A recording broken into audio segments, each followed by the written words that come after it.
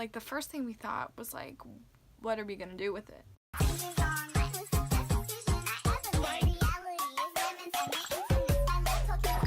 Hey guys, it's Kid Steph and welcome back to another Storytime video. Today I have two stories for you. As you can tell by the title, you know one of them is about finding a skeleton. So I think we're gonna start with the other story and then do that one. So both of these are spooky stories. It's not Halloween stories necessarily. They're kind of like creepy and like eerie a little bit. These are from my childhood. These are not recent. These are like years and years ago in elementary school. Let's go ahead and get started. But the first story, which is not in the title, this is a different story. This one takes place like right outside my house. I believe this was in the summertime. It was just like me, my sister, all the neighbor kids. We were just, you know, being classic childhood, just playing around on the street. One of us, not me, obviously, not me. One of us was like, come look over here. And so we all like run over, and on the street, on the side of the street is this bunny. But it's not like just a bunny, because if it was just a bunny, it would run away as soon as we got to it. But like this bunny was laying on the ground dead, okay? But not just like dead though. He was decapitated. He was decapitated. Literally head physically off.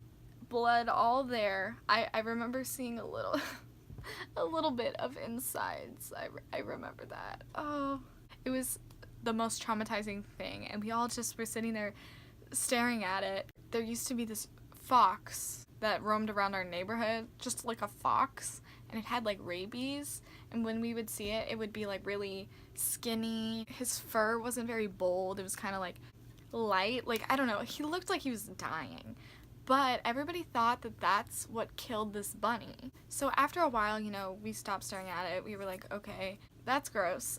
But then, like, we just didn't focus on it. Like I said, it was right in front of my house, so we just kind of went inside my garage and started eating popsicles. We were just like, oh, over it, eating popsicles in my garage. We told our parents. I don't remember what they said. We were just chilling in there, and then after a while, we were like, okay, let's go check on the bunny again.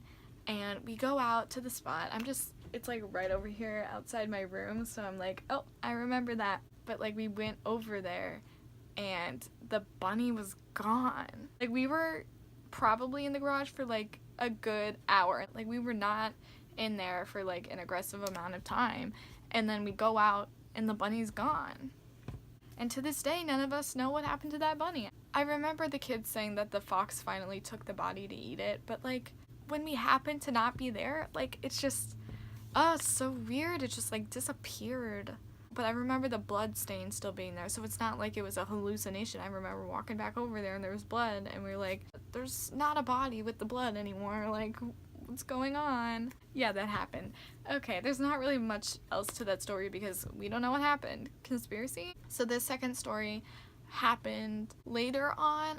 I want to say around like 4th grade. It wasn't all the neighbor kids this time, so it was me and my sister, this one friend of ours that happened to live in the neighborhood, and then 2 guys that lived in a neighborhood, like a neighborhood next to ours. So like 2 neighborhoods, they came over to ours to hang out for some reason. So there's this common grounds area. Common ground means like nobody owns it, I think, something like that. There's a little bit of sewage, there's a forest, like it's just kind of there. We used to play games down there, just hang out, explore, because people would throw their trash down there. And so we'd find like old tires and random stuff. So it was like something for us kids to be adventurous and do. And there used to be freaking these vine things, but I swear I don't live in the jungle. Like there were weird vine things and we would swing on them. That was a fun time. So we were down there, and there's this one area that we don't go to often because it's like far away in the forest, and then it's also right by this busy street. It was like right by this street, and so we didn't go there often. Also because the trails that were kind of in there, like sometimes it's hard to get around in there. Back in that area, it was more like tree-y and bushy that it was like hard to get as well through, so like we didn't really go there often. For some reason this day when these two guys were over, and I don't think they've ever been there, so we were like, let's take you around and we could go like see what's around. So we took them and we kind of were exploring, and then they continued on, and I didn't even want to hang out with these kids. I didn't like them. We got to that part that I said like we didn't go to often, right by the street. We were just kind of in the woods that were like by the street. We were still in the woods, and we look over, and like right by the street on this hill, so here's the street, there's this hill, and then like the forest. Right on this hill, like still where the forest was, there was this deer. And kind of like this bunny, it was not just a deer, because deers would run away if we were that close to it. This deer was dead. D-E-A-D, dead, just like that bunny, but not decapitated this time. A skeleton. Just a full-on skeleton body. Like if you've seen Nightmare Before Christmas and you've seen those reindeer in the movie that are just like the skeleton reindeer, that's literally what I witnessed in that forest, just that skeleton just laying there, decomposed. It amazed me to see it.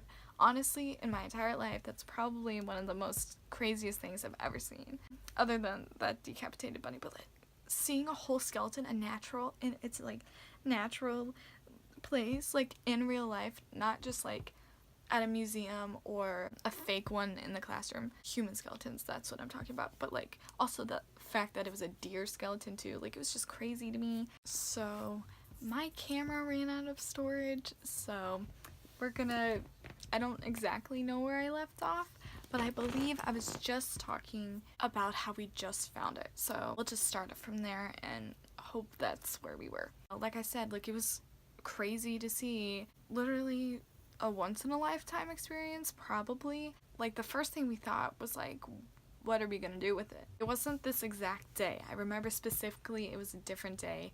The two guys were not there, and we just had this mission to go down there and get the bones. Like we were gonna keep them, guys. It's not as crazy as you think. Like nobody stopped us. I remember telling our parents, and nobody was like, ew, don't bring that here. Like, ew, don't touch that. They were fine with it. So it was me and my sister and the girl, just us three. We went all the way down there and carried all these bones, little spine pieces, like legs, the skull.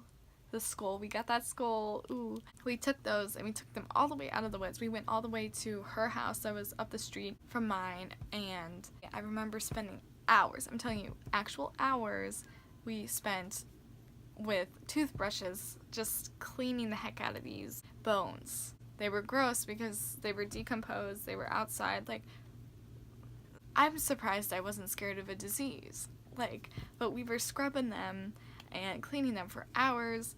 Never really got clean, but that's okay. Of course she got the skull. Of course she did. But so me and my sister got a leg. I don't even remember what we kept. We didn't even bring it inside the house. We just left it on the porch outside. So like if somebody, like a UPS guy or something, was to come up and like give us a package or something, they'd just see some deer bones just sitting by the door. Yeah, I was mad that she got the skull, and I'm still kind of like feel weird about the fact that we kept them. Like I said, it was like a once-in-a-lifetime experience. I'm probably the only one to say that I found a deer skeleton in the woods, and I swear that this happened. I'm not crazy, I swear. So that's about it to the story. I hope you guys enjoyed that. I feel like Shane, I should be like, welcome back to a creepy video, because like, it's Halloween. I thought that was like an interesting Halloween video to tell my dead animal stories. Leave a comment down below if you have any dead animal stories, because it happens more often than you think, not gonna lie. So if you have a cool story, tell it below.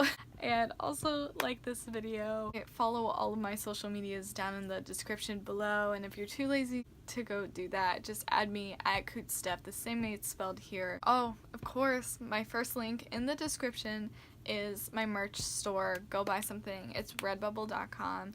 And I say this in every video, but sign up for the Redbubble mailing list because they give you discount codes and it'll just be cheaper. Anyway, so thanks for watching. If you're not already a Cootie, be sure to subscribe to be a part of the Coot clan, and I will see you guys in next Friday's video. Bye! Come and watch me.